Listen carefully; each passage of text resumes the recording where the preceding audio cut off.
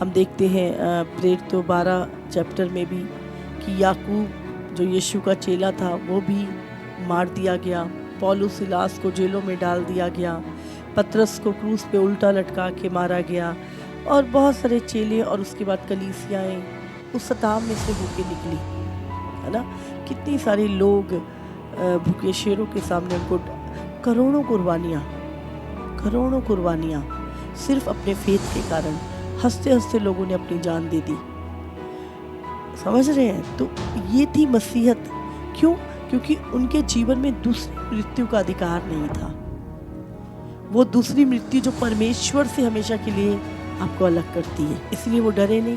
उन्हें पता था कि ये मृत्यु कुछ भी नहीं है, वो हम उस मृत्यु के ऊपर हम जय पा चुके। ये तो प्रभु के पास जाने का वो रास्ता है, जीवन से उस जीवन की ओर। अगर यीशु आपके अंदर है तो मृत्यु आपके अंदर नहीं है।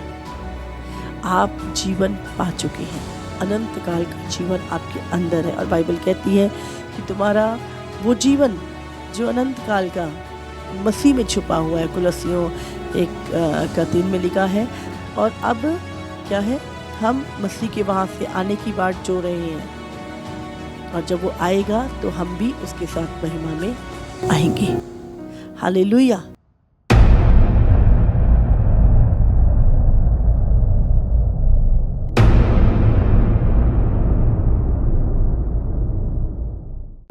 आप जानते हैं, जब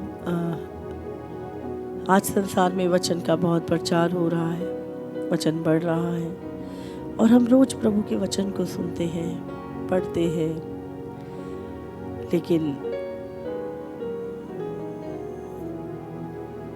एक ऐसा समय था कि ये वचन हर किसी के पास नहीं था, और वचन का भी अकाल था।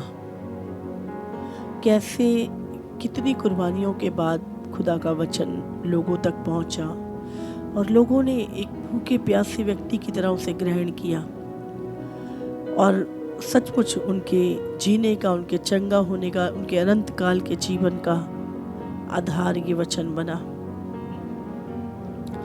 आज मैं चाहती हूँ खुदा के वचन पे मनन करें इस समय पर।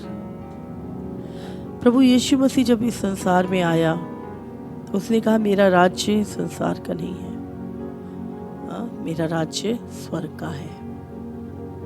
तो हमें याद रखना है कि प्रभु का राज्य इस धरती का नहीं। हम प्रार्थना करते हैं, हे हमारे पिता, तू जो स्वर्ग में है, धरती उससे मनुष्य को रहने के लिए दी।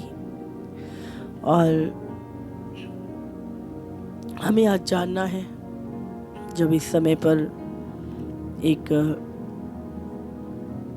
संसार के लिए एक क्रिटिकल सिचुएशन बन चुकी है, हम देख रहे हैं इस समय पर बहुत सारे लोग बहुत सारी न्यूज़ को भी सुन रहे हैं। इंडिया पाकिस्तान की जो वॉर है वो स्टार्ट हो चुकी है एक तरह से, और पूरा मीडिया, बहुत सारी खबरें, बहुत सारी चीज़ें, घबराहट, चिंता, बोझ, क्या होगा, क्या होगा, क्या बनेगा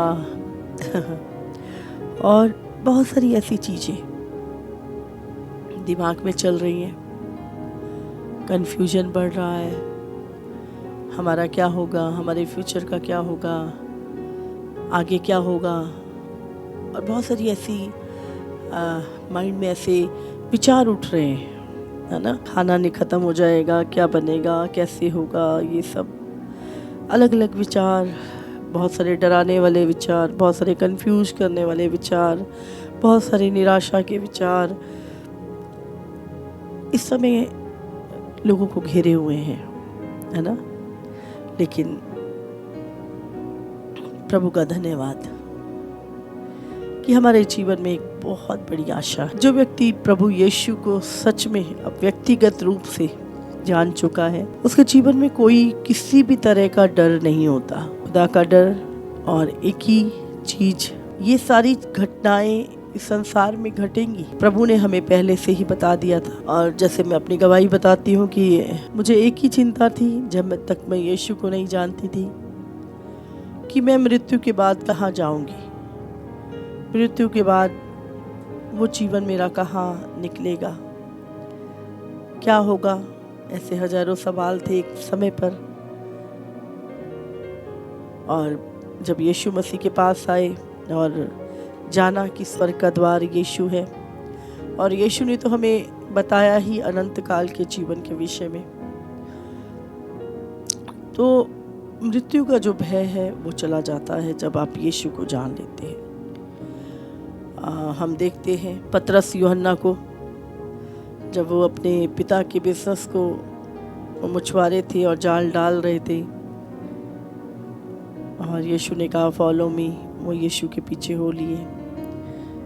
हमने देखा बहुत यीशु के जो चेले थे यीशु के पीछे हो लिए सब कुछ छोड़ के। उनके जीवन में एक आशा थी। और आज जब मैं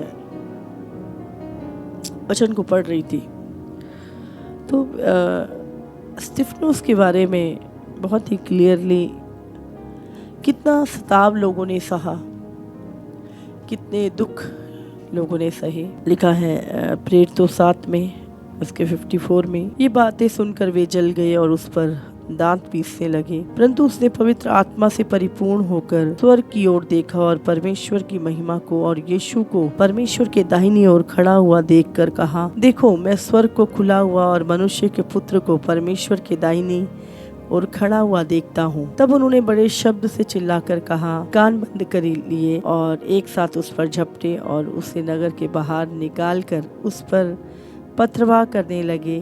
गवाहों ने अपने कपड़े साउल नामक एक जवान के पाँव के पास उतार कर रख दिए। वे स्तिफनुस पर पथरावा करते रहे और वो ये कहकर प्रार्थना करता रहा, हे प्रभु यीशु मेरी आत्मा को ग्रहण कर। और घुटने टेक कर ऊंचे शब्द से पुकारा, हे प्रभु ये पाप उन पर मत लगा। और ये कहकर वो सो गया, क्योंकि यीशु ने कहा जो कुछ तुम स्वर्ग में, अगर तुम प्रभु यीशु को ग्रहण कर चुके हो तो तुम स्वर्ग में यीशु के समान होगे।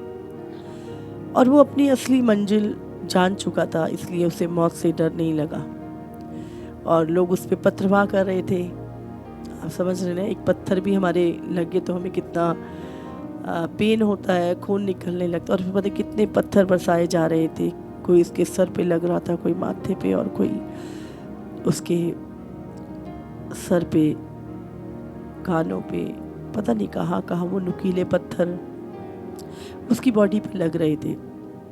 लेकिन हम देखते हैं कि स्तिफनुस प्रार्थना कर रहा है कि पिता, घुटने टेक कर उसने कहा, प्रभु इनके पाप को क्षमा कर, हे प्रभु इनके पाप उन पर मत लगा। समझ रहे हैं कि प्रभु इस पाप का दंड इन्हें ना मिले। और प्रभु सचमुच ये हृदय स्तिफनुस के अंदर प्रभु ने दिया, और कोई मृत्यु का डर नहीं। उसके बाद हम देखते हैं कलीसिया में बहुत सताव आया, बहुत मुश्किलें आईं। हर रोज कलीसिया में स्त्रियों और पुरुषों को घसीट घसीट कर मारा जाता था, जेलों में सौंपा जाता था, पर वो आनंदित थे। कौन सी चीज थी जो उन्हें निर्बल नहीं होने देती थी? वो था यीशु का प्रेम और वो सत्य जिसे वो जान चुके थे। उनका जीवन सचमुच आज कौन सी मौत से डरने की जरूरत है हमें? प्रभु यीशु मसीह ने कहा, जब आदम ने अदन की वाटिका में हम देखते हैं पाप किया, उसने कहा जिस दिन तू इस फल को खाएगा उसी दिन तू मर जाएगा।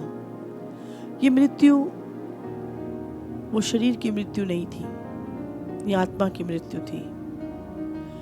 और हमें याद रखना है, शरीर की मृत्यु से डरने की जरूरत नहीं है। अगर डरना है तो हमें उस दूसरी मृत्यु से डरना है, जो आत्मिक मृत्यु। और जब आदम ने फल खाया तो वो परमेश्वर से दूर हो गया और हमेशा के लिए दूर हो गया। और सचमुच जब प्रभु यीशु मसीह संसार में आया, उसने उस मृत्यु को हराया जो अनंत काल की मृत्यु, जो एक अलगाव परमेश्वर के साथ। मृत्यु क्या है? परमेश्वर से हमेशा के लिए अलग होना। समझ रहे? आज एक इंसान मर जाए, वो मृत्यु, ये मृत्यु नहीं कि वो शरीर छोड़ के चला गया, वो मृत्यु कि जब वो अनंत काल के लिए परमेश्वर से अलग रहेगा उस भयानक और नरक के स्थान पर, जहाँ की आग कभी नहीं बुझती और जहाँ गंधक की आग है, जहाँ पे रोना और दांतों का पीसना है, जहाँ का कीड़ा कभी नहीं मरता। तो ये दूसरी मृत्यु। तो आज ये मृत्यु का डर कि कुछ हो जाएगा, बिल्कुल डरने की जरूरत नहीं है, क्योंकि आपके पास अनंत काल का जीवन है, अनंत काल का जीवन। और आपके पास वो दूसरी मृत्यु का अधिकार है ही नहीं आपके ऊपर। आप सिर्फ इस जीवन से उस जीवन में प्रवेश करेंगे। हालेलुया। इसलिए दुनिया में कुछ भी होता रहे, कुछ भी चीजें, हमें घबराने की जरूरत नहीं, क्योंकि प्रभु ने हमें कहा है तू किसी के डराने से मत डरना, और हमेशा हया बांधे, तेरे पास 1000 तेरे दाहिने 10,000 गिरेंगे पर दुष्ट तुझे छू ना पाएगा। अगर डरना है तो उस दूसरी मृत्यु से डरना।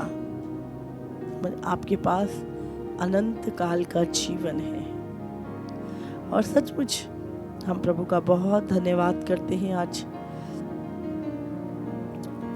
इसीलिए जब शुरुआत की कलीसियाएं सताई गई यीशु के कारण, हम देखते हैं प्रेरितों 12 चैप्टर में भी कि याकूब जो यीशु का चेला था वो भी मार दिया गया, पौलुस सिलास को जेलों में डाल दिया गया, पतरस को क्रूस पे उल्टा लटका के मारा गया, और बहुत सारे चेले और उसके बाद कलीसियाएं उस सताव में से होके निकली, है ना। कितनी सारे लोग भूखे शेरों के सामने, उनको करोड़ों कुर्बानियाँ सिर्फ अपने फेथ के कारण, हंसते हंसते लोगों ने अपनी जान दे दी। समझ रहे हैं? तो ये थी मसीहत। क्यों? क्योंकि उनके जीवन में दूसरी मृत्यु का अधिकार नहीं था। वो दूसरी मृत्यु जो परमेश्वर से हमेशा के लिए आपको अलग करती है।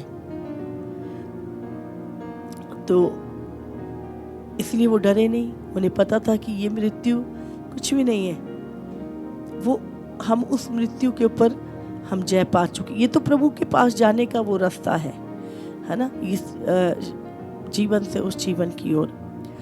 तो मैं चाहती हूँ अगर यीशु आपके अंदर है तो मृत्यु आपके अंदर नहीं है। आप जीवन पा चुके हैं, अनंत काल का जीवन आपके अंदर है। और बाइबल कहती है कि तुम्हारा वो जीवन जो अनंत काल का मसीह में छुपा हुआ है। कुलस्सियों 1:3 में लिखा है। और अब क्या है? हम मसीह के वहाँ से आने की बाट जो रहे हैं, और जब वो आएगा तो हम भी उसके साथ महिमा में आएंगे। हालेलुया। तो परमेश्वर का हम धन्यवाद करते हैं कि हमारा जीवन जो मसीह में छुपा, उसे कोई नहीं छीन सकता। तो किसी भी प्रकार का डर, भय, कन्फ्यूजन रखने की ज़रूरत नहीं। हमारा अनंत काल का जीवन सेफ है, प्रभु के हाथों में है। और अब हम इस संसार में, जैसे पौलुस कहता, अब मैं जीवित नहीं रहा, मुझ में प्रभु जीवित है, मसीह जीवित है मुझ में। तो हम प्रभु का धन्यवाद करते हैं इस समय। और मैं चाहती हूँ कि इस समय कलीसिया लौ लगाकर प्रार्थना करें। इस मुश्किल जब संसार के ऊपर आपको, जो प्रभु के लोग हैं, कोई भय नहीं, कोई डर नहीं, पर हमें इस समय पर क्या करना है ना? घबराना नहीं है, डरना नहीं है, हयाब के साथ, दृढ़ता के साथ प्रार्थना में लगे रहना है, क्योंकि ये हमारा फर्ज है। और प्रभु धर्मियों की दुहाई को सुनता है। प्रभु धर्मी जन की प्रार्थनाओं के ऊपर अपना कान लगाता है। हमें इस समय पर प्रार्थना में रहना है। हो सके तो उपवास करें, संगति करें और अपने अगुओं की आवाज़ को सुने, है ना। और बिल्कुल भयभीत ना हो। चर्च का कॉल सेंटर नंबर आपके पास नंबर है, आप कभी भी बात कर सकते हैं। कोई भी घबराहट, कोई भी चीज़ें आपकी लाइफ में आ रही हैं, आप एक अनॉइंटिंग टीम जो आपके लिए हमेशा अवेलेबल है, आप उनसे प्रार्थना करवा सकते हैं, बातचीत कर सकते हैं। हर एक व्यक्ति को इस संसार को छोड़ के एक दिन जाना ही है, लेकिन धन्यवाद कि आज हम जानते हैं हम कहाँ जा रहे हैं, है ना। सबसे बड़ी बात यही थी जो हम सत्य को जान चुके हैं। बाइबल कहती है तुम सत्य को जानोगे और सत्य क्या है, तुम्हें आजाद करेगा। और हम इस समय आजाद हैं और हमें सचमुच इस समय सभी नेशन के लिए भी प्रार्थना करनी है, सभी लोगों के लिए प्रार्थना करनी है। और सबसे बड़ा परमेश्वर का वचन हर सत्य हर एक तक पहुँचे और जितने भी जवान बॉर्डरों पे हैं, आर्मी है और हमारे लीडर्स हैं, खासकर उनके लिए भी कि प्रभु का विजडम उनको मिले और वो राइट फैसले लें। और कोई भी व्यक्ति सिर्फ अपने आप को प्रूफ करने के लिए नहीं, बट खुदा का भय रखे। हम सब प्रार्थनाएं करें। कलीसिया आपका काम है प्रार्थना करना और परमेश्वर का काम है उत्तर देना, है ना। और हम देखते हैं ये घटनाएं जो हो रही हैं, ये आज से 2000 साल पहले प्रभु के वचन में ये सारी घटनाओं के विषय में लिख दिया गया था।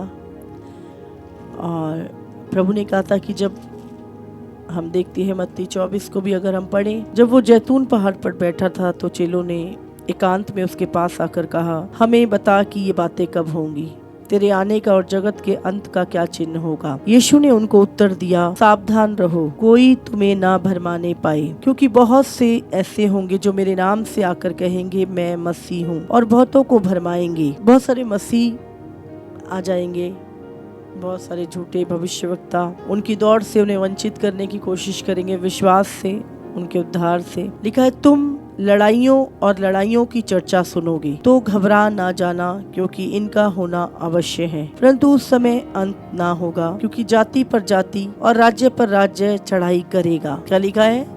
कौम पे कौम और राज्य पे राज्य चढ़ाई करेगा और जगह जगह अकाल पड़ेंगे और भूकंप होंगे। ये सब बातें पीड़ाओं का आरंभ होंगी, जब वे कलेश देने के लिए तुम्हें पकड़वाएंगे और तुम्हें मार डालेंगे, और मेरे नाम के कारण सब जातियों के लोग तुमसे बैर रखेंगे। ये कलीसिया का सताव होगा उस समय पर। तब बहुत से ठोकर खाएंगे और एक दूसरे को पकड़वाएंगे और एक दूसरे से बैर रखेंगे। बहुत से झूठे भविष्यवक्ता उठ खड़े होंगे और बहुतों को भरमाएंगे। अधर्म के बढ़ने से बहुतों का प्रेम ठंडा पड़ जाएगा, परंतु जो अंत तक धीरज धरे रहेगा उसी का उद्धार होगा। और राज्य का ये सुसमाचार सारे जगत में प्रचार किया जाएगा कि सब जातियों पर गवाही हो, तब अंत आ जाएगा। हम देख रहे हैं प्रभु हमें 2000 साल पहले ही उसने चेलों को बोला, है ना, लिख दिया गया। ये सारी बातें उसने बताई कि जब मैं आऊँगा वापस, है ना। प्रभु यीशु मसीह हम जानते हैं, है ना, 2000 साल पहले हमारे गुनाहों के लिए मारा गया, गाड़ा गया और तीसरे दिन मुर्दों में से जी उठा और 40 दिन के बाद स्वर्ग में चला गया। और उसने वायदा किया कि मैं फिर से तुम्हें लेने आऊँगा, मैं तुम्हारे लिए स्वर्ग में घर तैयार करने जाता हूँ ताकि मैं तुम्हें फिर वापस आकर ले जाऊँ। तब चेलों ने पूछा कि प्रभु तेरे आने का और जगत का अंत जब होगा तो क्या क्या चीज़ें होंगी उस समय पर, हमें बता, चिन्ह बता हमें।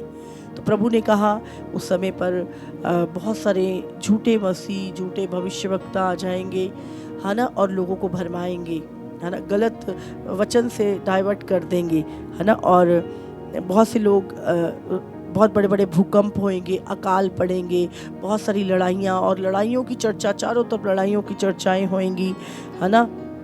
राज्य राज्य पर, कौम कौम पे चढ़ाई करेगी। और प्रभु ने कहा बहुत लोग मेरे नाम के कारण तुमसे बैर रखेंगे। आज देखो प्रभु के लोग कितने अच्छे काम करते हैं, शांति, सबसे शांति वाली कौम है, पर सबसे दुनिया में सबसे ज़्यादा कौन सताया जा रहा है? हाँ, सबको पता है ये कौम सेवा करने वाली, प्रेम करने वाली, है ना, शिक्षित और शांति प्रिय हैं। फिर भी आज अगर पूरी दुनिया का अगर हम चीज़ों को देखें तो सबसे ज़्यादा कौन सताया जा रहा है? मसीह लोग। झूठे पर्चे, झूठे इल्ज़ाम, झूठी चीज़ें उनके ऊपर थोपी जा रही हैं। सब जातियों के लोग उनसे बैर कर रहे हैं। ये प्रभु ने पहले ही लिख दिया था, इसलिए नहीं कि तुम बुरे हो, इसलिए कि वचन पूरा होगा।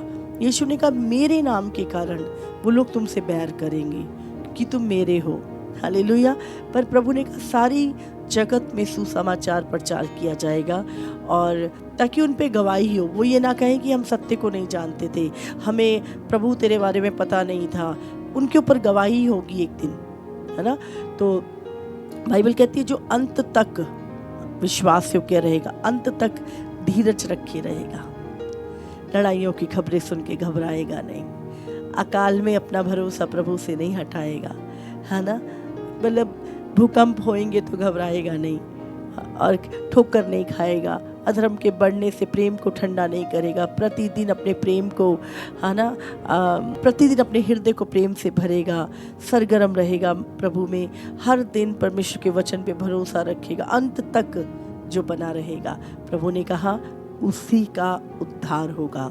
तो मैं आपको कहना चाहती हूँ इस समय पर जब अफवाहों का बाजार बहुत गर्म है, और इस समय पर सारे संसार में डर का माहौल, घबराहट का माहौल है, तो हमें डरना नहीं है, घबराना नहीं है बिल्कुल भी, पर धीरज धरे रहना है, प्रार्थना में लगे रहना है, अपने विश्वास की रखवाली करनी है, प्रेम में स्थिर रहना है, भाईचारे की प्रीति बना के रखनी है इस समय पर हमें, और प्रतिदिन नित्य प्रार्थना में लगे रहना है। हालेलुया। तो प्रभु चाहता है हम अंत तक, कोई भी हमारा भाई बहन ठोकर ना खा जाए, उसके लिए हमें दुआएं करनी है ना। हमारे अगुओं के लिए खासकर हमने प्रार्थनाएं करनी है, और अपने परिवार में के जो माहौल को, एक डर का माहौल नहीं, घबराहट का माहौल नहीं, कलेश का माहौल नहीं, है ना, ठोकर का माहौल नहीं, हर जगह पर एक ऐसा वातावरण जो विश्वास से भरा हो, है ना। कोई भी नेगेटिव बात अपने घरों में ना बोलें, ऐसा हो गया, ये हो गया, है ना। आज बहुत सारी न्यूज़, डराने वाली न्यूज़, 10 मिनट देख लो दिमाग ख़राब हो जाता है ना। तो इस तरह की फेक न्यूज़ से हमें बहुत ही अलर्ट है, और सारा दिन टीवी खोल के हमें नहीं रखना, ध्यान रखना हमने। आपका चीज़ों को पता करने से चीज़ें नहीं बदलेंगी, लेकिन आपके प्रार्थना करने से चीज़ें बदलेंगी। हालेलुया। तो आपको भरोसा करना है परमेश्वर पर, और इस समय अपने घर का एक अच्छा माहौल, जो भी ज़रूरत की चीज़ें हैं अवेलेबल हों, आपके ध्यान इधर उधर ना भटके, है ना।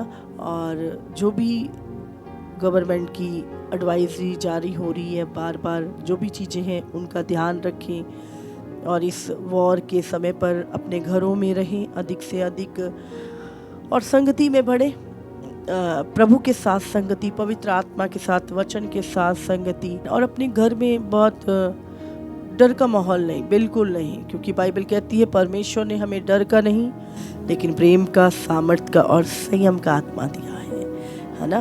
तो प्रार्थना में हमें निरंतर लगे रहना है, और विश्वासियों के घरों से धन्यवाद की सुगंध, प्रार्थनाओं का धुआं उठना चाहिए, है ना। और एक दूसरे को संभालना, और इधर उधर की न्यूज़ से हमें बच के रहना है ना। तो बहुत ही ये होना है, यीशु का आगमन निकट है। तो इन दिनों में प्रभु अपने लोगों से बात कर रहा है, और प्रभु अपने दूतों के द्वारा भी मैसेज भेज रहा है।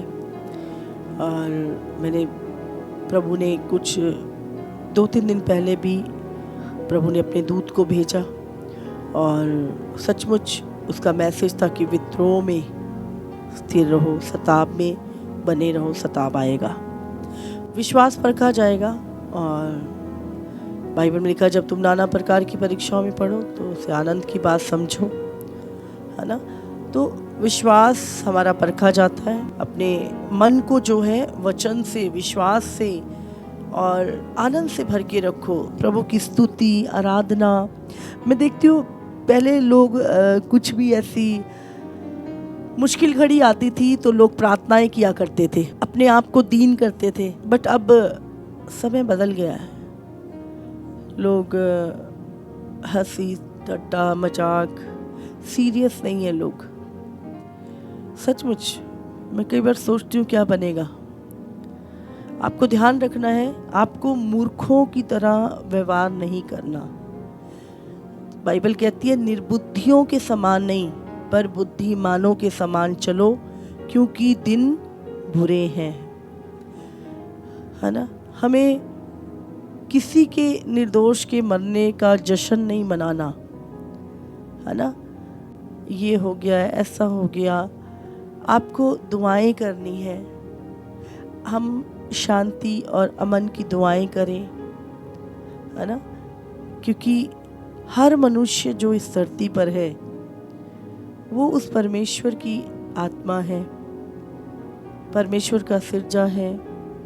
इंसान के काम बुरे हैं, बट किसी का बेटा है, किसी का भाई है, किसी का पति है, किसी का बहुत रिश्ते होते हैं इंसान के।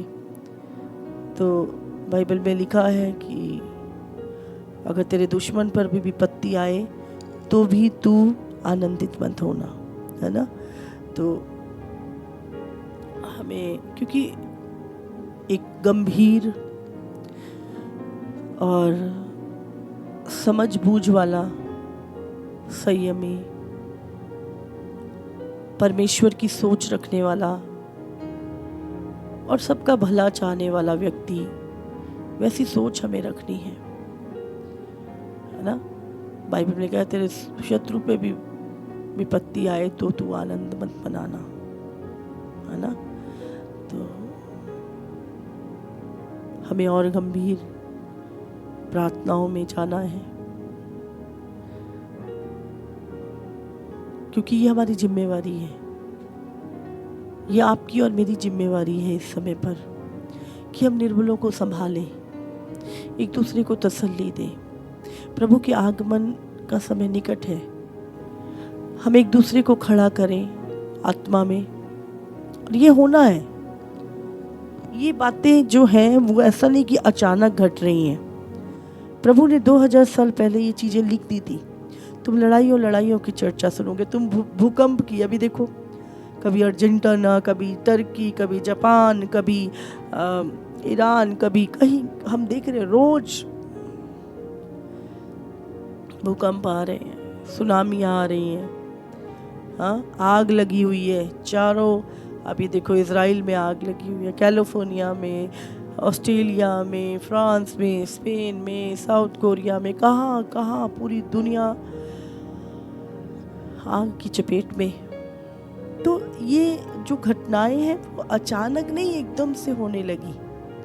पहले कहीं कहीं पर कुछ कुछ हुआ करता था और बड़ा गंभीर होता था, लोग सोचते थे अच्छा ऐसा हो गया।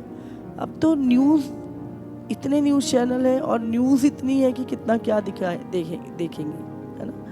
बहुत सारी घटनाएं, अधर्म इतना बढ़ गया, पाप चारों तरफ। और पाप क्या है? परमेश्वर की अनाज्ञाकारिता, परमेश्वर की आज्ञा को तोड़ना पाप है।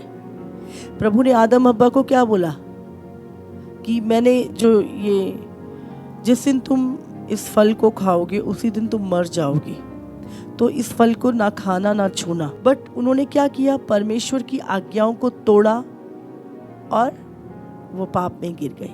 पाप क्या है? परमेश्वर के बनाए हुए नियमों को तोड़ना पाप है। हालेलुया। हमें लगता है ये शायद लहसुन प्याज खाना पाप है या एक अंडा खा लेना पाप है। ये पाप की अलग अलग लोगों ने डेफिनेशन अलग अलग दे दी है, बट पाप है परमेश्वर के नियमों को तोड़ना। पूरी प्रकृति परमेश्वर के नियमों को मानती है, पूरा आकाश परमेश्वर के नियमों को मानता है। परमेश्वर ने मनुष्य को बनाया, उसको भी नियम, उसने आज्ञाएं दी, और जब वो नियम टूटा तब पाप जगत में आया। तो नियमों पे चलना, प्रभु के साथ चलना है, आज्ञाकारिता में बने रहना। आज लोगों ने अपने विचार, व्यवस्थाएं, अपने नियम, अपने तरीके से लोग सोचे ये ठीक है, ये गलत है। मृत्यु क्या है? परमेश्वर के साथ अलगाव। जब आदम ने पाप किया, मृत्यु आई। मृत्यु क्या थी? उसकी आत्मा हमेशा के लिए प्रभु से अलग हो गई और वो शरीर में भी मरने लगा। और अनंत काल का जीवन क्या है? हम आत्मा में प्रभु के साथ कनेक्ट हो जाना, जुड़ जाना, ये अनंत काल का जीवन है। ये कभी ना मरने वाला जीवन है। बाइबल हमें दूसरी मृत्यु के विषय में, दूसरी मृत्यु क्या है? परमेश्वर के साथ सदा काल के लिए अलग हो जाना और उस नरक की आग में, गंधक की आग में सड़ना, ये दूसरी मृत्यु है। प्रभु का धन्यवाद।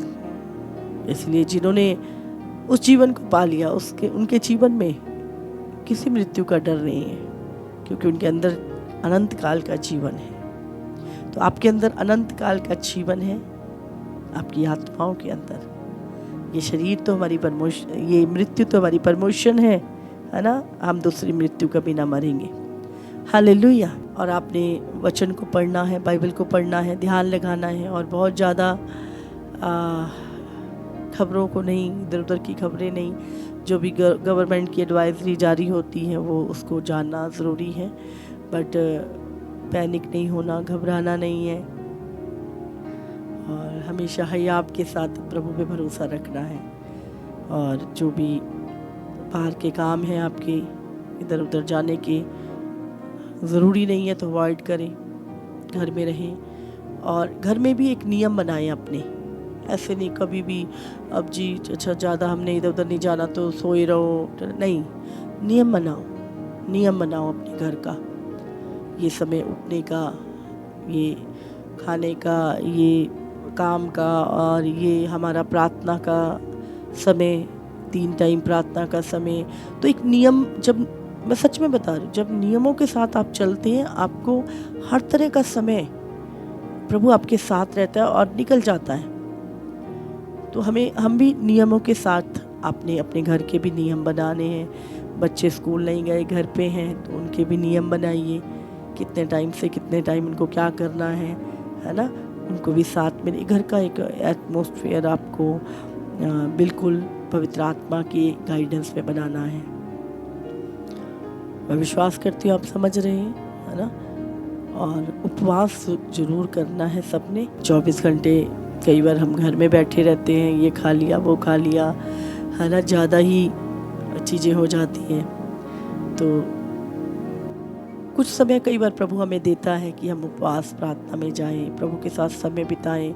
बहुत लोग कहते हैं मैं समय नहीं मिल रहा, लेकिन आपने हर समय में परमेश्वर का धन्यवाद करना है। हालेलुया। बहुत ज़्यादा कई बार कुछ आवाज़ें सुनाई देती हैं, बाहर निकल के जा रहे हैं, रीलें बना रहे हैं, है ना। ध्यान रखना आपने, रीलों को देखना और रीलें बनाना रियल लाइफ नहीं है। आप जो प्रभु के जन हैं, आपको रियल लाइफ जीनी है। हालेलुया। और कहीं से भी आपकी सेना के टैंक जा रहे हैं, कहीं से कोई फोर्स जा रही है, तो वीडियो ना बनाएं, ना डालें उनको, है ना। कुछ जो भी चीज़ें होती हैं ना, हिदायतों का पालन करें, बहुत ज़रूरी है ना। कुछ नियम ज़िंदगी के होने चाहिए। ये प्रभु ने ही हमारे को नियम दिए हैं और अपने माइंड को डिसिप्लिन में लाना बहुत ज़रूरी है। तो प्रभु का बहुत धन्यवाद करते हैं सारी बातों के लिए, है ना। संकट और क्लेश आएंगे, प्रभु ने कहा था जब मैं आऊँगा तो संसार के ऊपर, पर चिंता ना करो, मैंने संसार को जीत लिया है। हमारा सब देश स्वर्ग में है और हम यीशु के वहाँ से आने की बाट जो रहे हैं, यही मसीह जीवन है।